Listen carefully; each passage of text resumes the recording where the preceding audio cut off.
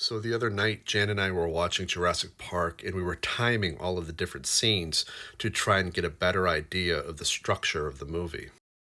For example, all these laps are the different times that this movie dedicates to introducing different characters. As we were watching it, we became mystified because we couldn't identify where the break between Act 1 and Act 2 actually was, and there are several different screenwriting websites that suggest where that act break is, and they're all completely different. They all have different opinions on this, and in screenwriting, this is supposed to be obvious.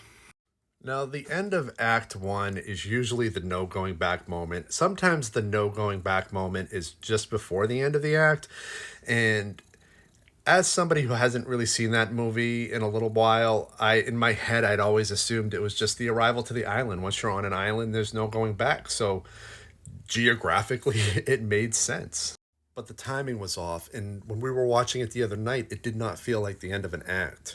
So then I thought, well, maybe the end of Act 1 is when they're locked in, that their transportation goes through this caged area here with the electrified fences.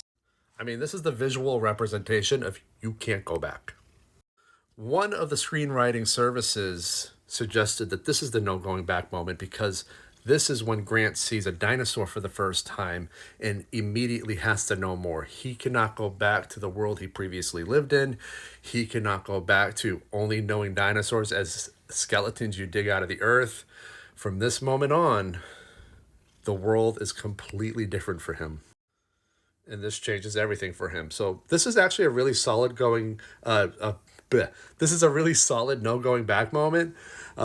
But that's only if you look at the movie as being about Grant. Although Grant is the main character we're following, and he is one of the two characters with an arc,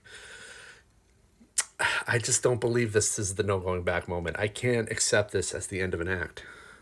Another candidate for the end of Act 1 is this moment when he realizes that Hammond bred raptors. And there's a reason, and that's because of what this movie is really about, in my opinion, but I'll get to that in a minute. So then you have this philosophical debate about whether or not you should do something if you have the knowledge to do it. And it's definitely not an Act 1 scene. This is a scene that would definitely be plugged into Act 2 because it doesn't really move the story forward, but it does move the theme forward. It does kind of solidify what this movie is really about. And this movie is not about Grant, and it's not about dinosaurs. As handsome as he is, as much as we'd like it to be about him, it's actually not about him. He's only the person we're following. And it's not even so much about him, although it's a lot more about him than it is about Grant. So another option for the end of Act 1 or the beginning of Act 2 would be the start of the tour. But we're really pushing it because the timing is off at this point. We're pretty far into the movie when the tour begins.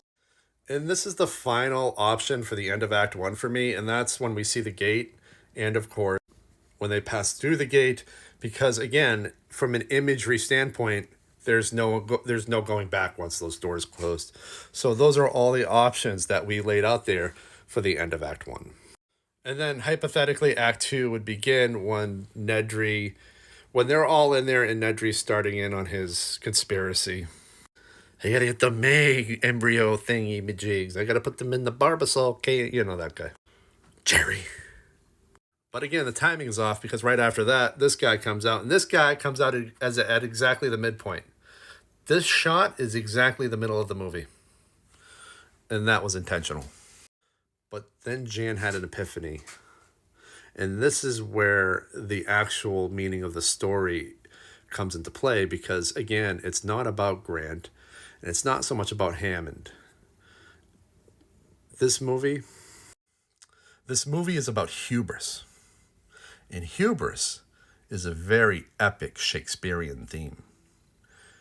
Shakespearean in that it stands to reason that this movie would be better served under a 5-act structure rather than 3. So then she started breaking it down into 5 acts. I refused to because I just couldn't accept the fact that an awesome blockbuster movie could be 5 acts, but I'm actually kind of siding with her at this point. So I'm going to post the breakdown that she texted me. All right, hopefully you can read this. So she wrote, Jurassic Park as 5-act structure. Here's what she thinks it would be. Act 1, end of The end of Act 1 is when the baby raptor is introduced, at which point Grant realizes there is a problem and the audience realizes there is a serious issue with hubris. You actually bred raptors? Are you out of your fucking mind? That sort of thing. Act 2 ends when Nedry turns off the systems. Audience and Grant realize that things are going wrong and Grant has to consider well-being of the kids rather than just paleontology. Act 3 ends after Nedry dies. Grant is stranded and responsible for the kids, starting to care about them, and hubris is causing a mass chaos.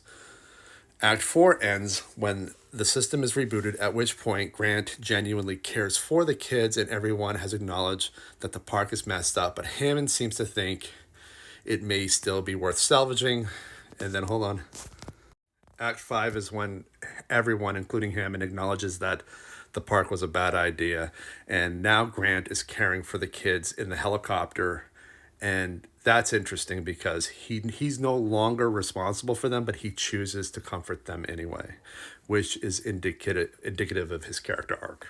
So from a character growth perspective, this makes sense. Okay, he doesn't have to care about them anymore, but he decides to keep comforting them even though they're safe. I love that. This is the scene that, under the 3-act structure, I initially thought was the big gloom because it seemed like all hope was lost. Sometimes they call it Dark Night of the Soul. And the timing is close for that, but it's kind of off. It seems like it's a little too early for Dark Night of the Soul. But if you had to break this down into a 3-act structure, that definitely works as us nearing the end of Act 2. That's definitely the end of Act 2. Look at this. This is a man in defeat. His hubris got the best of him. And this is the I told you so moment. I mean, look at that Shakespearean moment. I'm telling you, 5 acts. This is a 5-act movie right here. One other thing. When you see this shot, can you hear the sound of the alarm and the sound of her clicking the buttons? Because every time I look at this still, I could still hear it. And before I end the video, I just want to end it on this cutie pie right here. And I also just want to say that all these stills came from the VHS copy that I still have laying around. Everyone in the 90s had a VHS of this movie in their household. This was the constant in American households, was this movie. And so I thought it was really meaningful for me to use VHS stills. And so here you go. Do you agree with me that this movie is more of a 5-act movie than a 3-act movie? If so, why? Why not?